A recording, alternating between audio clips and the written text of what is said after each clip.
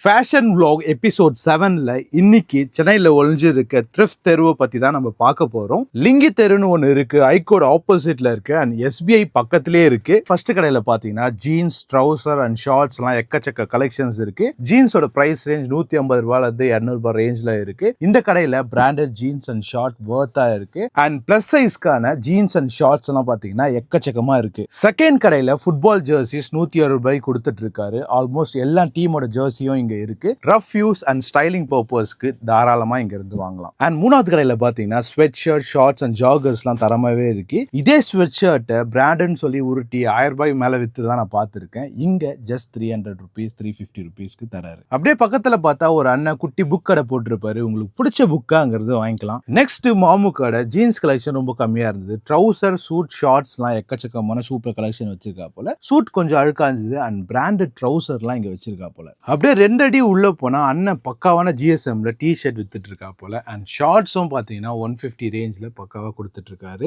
And அண்ணன் கடை ஆப்போசிட்ல பாத்தீங்கன்னா ஒரு கடை இருக்கு, அங்கேயும் ஷார்ட்ஸ் எல்லாம் வித்துட்டு இருக்காங்க. அதையும் செக் அவுட் பண்ணி பாருங்க. இந்த தெருக்கு நீங்க வந்தீங்கன்னா உள்ள ஃபுல்லா வாட்ச் விட்டு எது உங்களுக்கு பிடிச்சிருக்கோ அதை வாங்கிக்கோங்க.